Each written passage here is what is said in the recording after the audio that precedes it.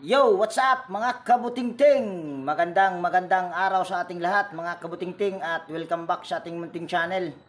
Yan, andito pa rin tayo ngayon sa Palmera to mga kabutingting at mayroon tayo ditong gawang electric fan. At bago ko nga pala ito umpisahan mga kabutingting ay disclaimer lang. Lahat po ng video na ina-upload ko sa aking munting channel ay based lang po sa aking experience at hindi ako dito nagmamagaling.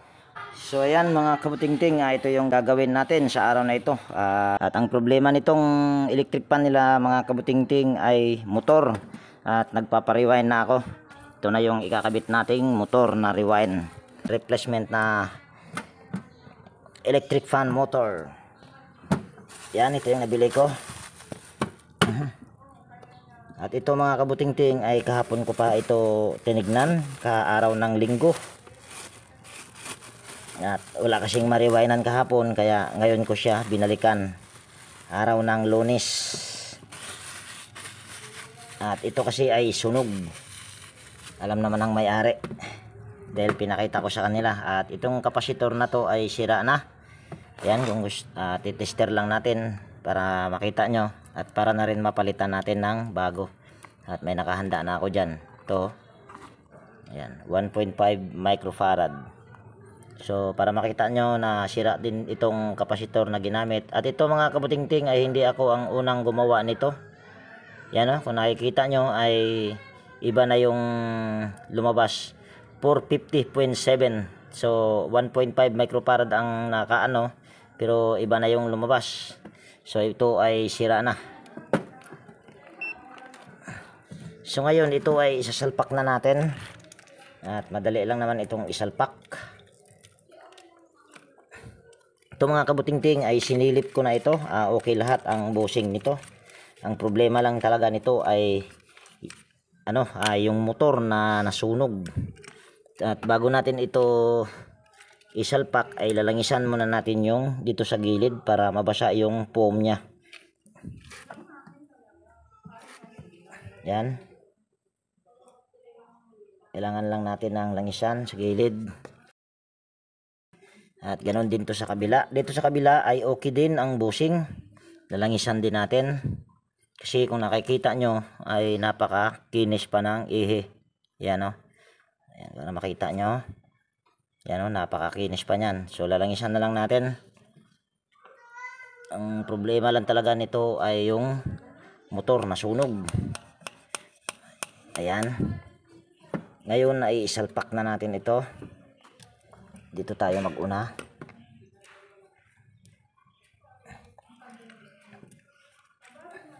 Itong may-ari nito mga kabutingting ay matagal ko na ring suki. Nung ako'y nagtitinda pa ng mga plastic, yung naglalako ako dati, ay suki ko rin to sila sa paglalako. Hanggang sa natuto ako sa pag-repair ng electric fan, naging suki ko rin sila.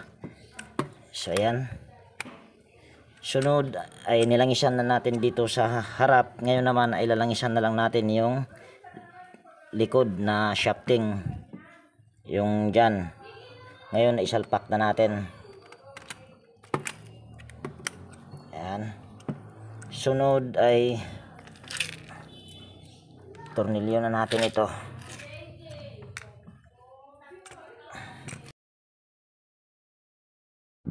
Ayan mga kabutingting, habang ibinabalik natin yung mga tornilyo sa motor ay mayroon lang tayong i-shout out. Shout out, Pilam Country Living, Juntags, Suktik TV, Ramtik Channel, Robuki Master, Teresita BBG, Edgardo Dato Jr. Talavera, Rambas, Malin Lucano, JR Rodriguez, Arnel Di Guzman, Andres Galion from Pasig City, Wilmore Dichoso, Saldi Mabilangan, Joe Ryan Santos. Yan, mega love shout out po sa inyong lahat, sa ating mga silent viewers, organic viewers. Yan, mega love shout out po sa inyong lahat, sa ating mga bagong napadpad dito sa ating munting channel, at sa mga lumang mga subscriber. Yan, mega love shout out po sa inyong lahat. At salamat sa walang sawang pagsubaybay sa aking munting channel. So ayan na, nahigpitan ko na yung 4 na tornilyo sa housing. sa motor. Sunod natin gagawin ay tatanggalin lang natin yung dalawang tornilyo sa switch. Yan, ito na yon. So ngayon ay tatanggalin lang natin itong wire, at itong wire na to, ito yung mga ginagamit ko. Tinatanggal ko lang yan, ganito lang, para pag mayroon akong kailangan na dapat ay electrical tape, ito yung ginagamit ko. So wag na yan dyan, para mabilis lang tayo. Wala pala akong side cutter na nakahanda, kagbuwang. So yan, ito na yung side cutter. Ngayon ay putulin lang natin ito.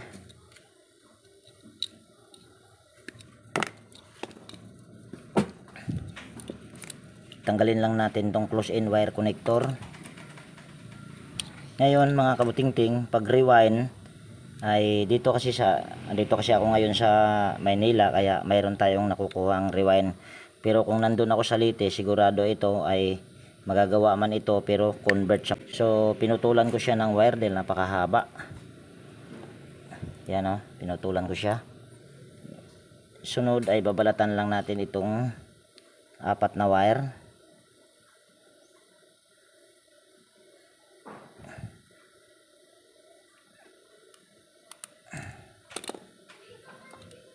Ganon din tong isa, yung common.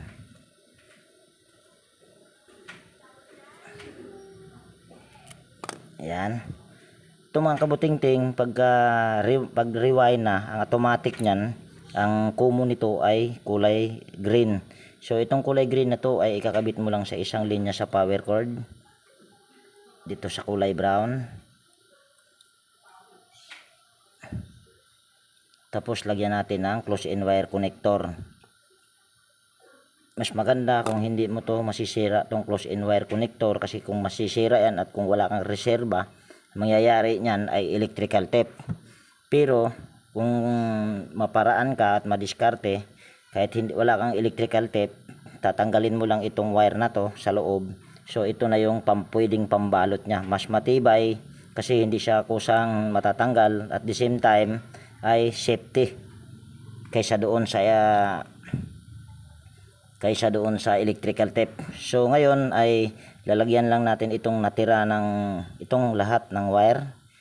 Lagyan lang natin ng hinang yan or soldering lead.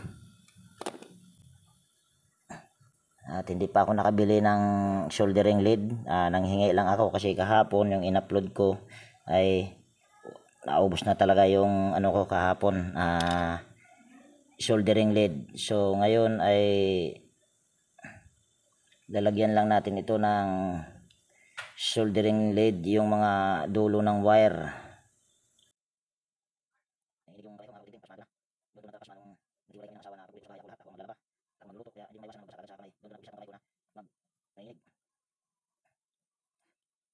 So ayan, nalagyan na natin lahat ng hinang. So ngayon, kung kung nakikita nyo, itong dalawang dilaw ay automatic yan na ikakabit nyo sa dito sa capacitor. So yung capacitor ay lalagyan lang muna natin ng soldering lead. So yan, para magiging safety at hindi siya, itong terminal niya, hindi siya baka mamaya may aksidente na itong terminal niya ay madikit dito sa housing o saan mang banda, na okay lang kung sa plastic, wag lang dito sa pinaka housing niya, sa housing niya. So ang gagawin natin dyan ay lalagyan lang natin yan ito. Malaking gamit, kaya ito yung mga malaking gamit para sa akin pag mga ganito. Tinanggal ko lang yung laman, tapos putulan lang natin dyan. Ngayon ilagay natin ito sa dalawang wire na kulay dilaw. Ito ay pamamaraan na ano lang, kung ano yung mga nalalaman ko na pamamaraan na pwedeng kapulutan ng aral ay sinishare ko sa inyo. So ngayon ihinang lang natin itong dalawang dilaw sa dito sa magkabilang terminal ng capacitor. Natanggal pa, kagwang. Yan.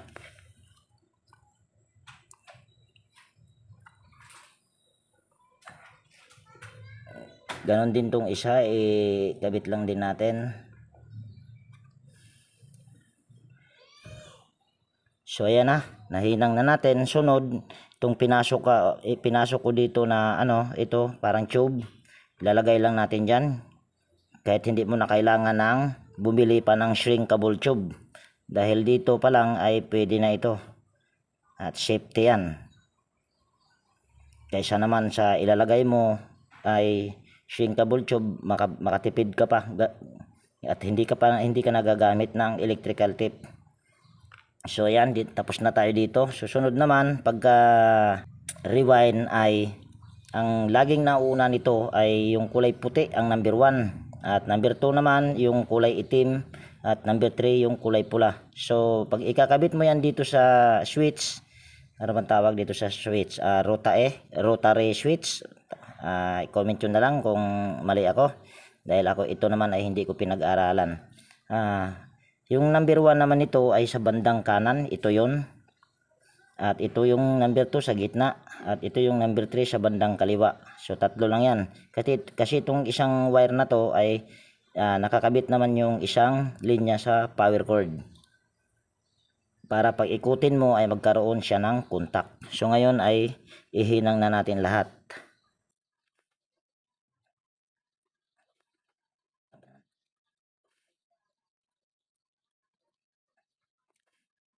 So ayan na, nahinang na natin lahat. So ngayon ay linisan ko na ito bahagya. Ayan. So ngayon ay ikakabit na natin itong rotary switch, kung tama ako sa pangalan nito sa switch na to. Kaya siya nagiging rotary dahil iikutin mo siya, kaya rotary. Ewan ko lang kung tama ako ha. Tornilyo lang natin ito.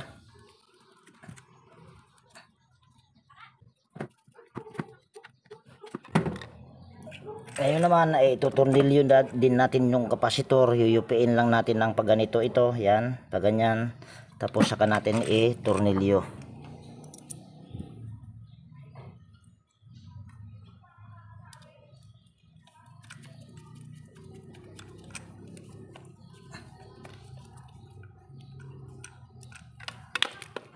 Ayan. So ngayon, di ba safety siya? Yung magkabilang terminal ay napakalayo dito, at kung magkaroon man ng disgrasya na ito ay magkaroon siya ng contact dito, ay hindi siya hindi siya magkaka-ground dahil mayroon tayong suklob sa magkabilang terminal. So yan lang, medyo maluwag, kailangan ng higpit. Yan, okay na.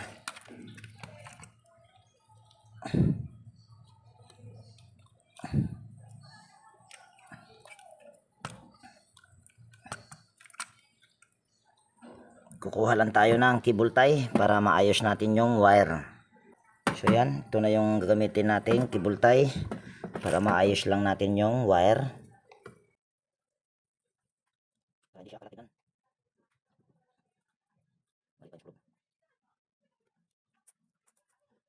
Putulin lang natin.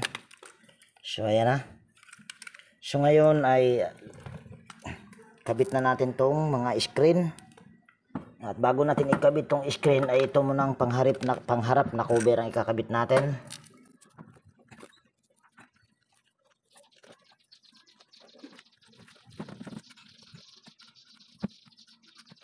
So ayan, tapos na. Sunod naman ay itong screen.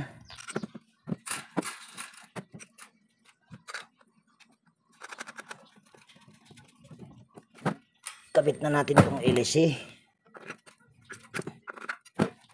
Lagyan natin ng lock. At balik na natin itong screen na pangharap.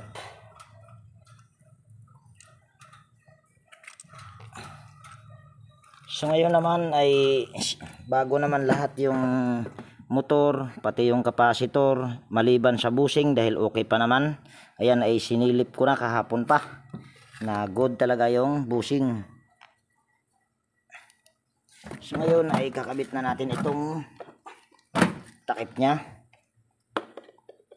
At ito mga kabutingting din ay hindi ito katulad na normal na electric pan na basta lang nagsiswing. Ito ay pa-ovalization ang swing nito. Hindi siya gaganon-ganon. Para siyang tataas, tapos gaganyan, tapos bababa, tapos gaganito.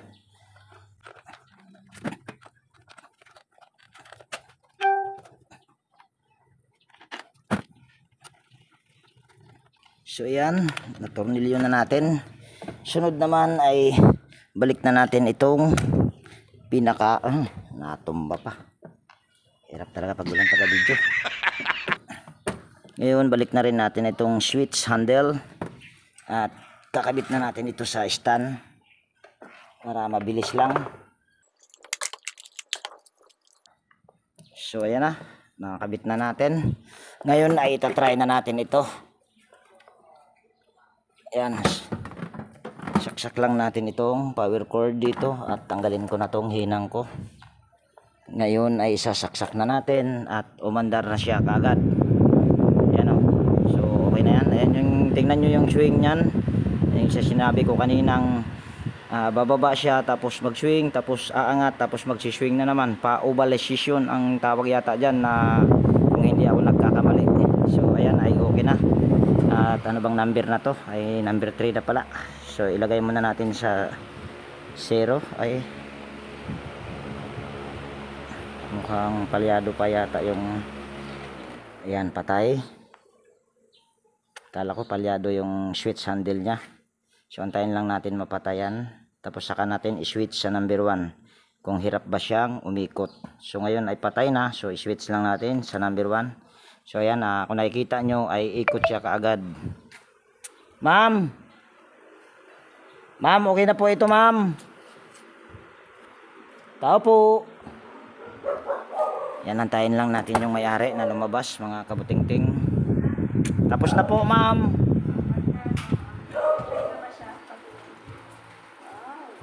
So yan mga kabutingting, ito nga pala yung may-ari, si ma'am. Ano nga pala pangalan nila, ma'am? Marlene. Yan, si Ma'am Marlene, at matagal ko na siyang suki, mga kabutingting. Sukay ko pa yan sa dati sa plastic. Hanggang sa natuto ako ng maggawa nito. So yun, so nagiging suki ko pa rin sila hanggang ngayon. So okay na, ma'am. Dapat natin, number 1 pa po yan, ma'am. Okay na po. So okay na daw, mga kabutingting. Gusto ko lang din palang pasalamatan si Ma'am Marlene. Yan, at shout out na rin po sa iyo, ma'am.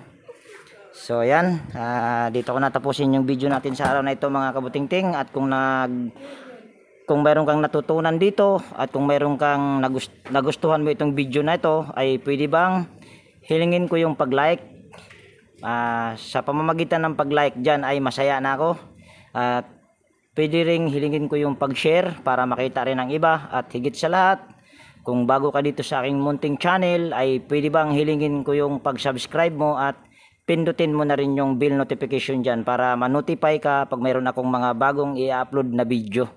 Pinatay mo na, ma'am? Sige po, ma'am. Salamat. At yan, mga kabutingting, laging nag-iiwan sa inyo ng ingat tayo palagi at God bless po sa ating lahat, mga kabutingting.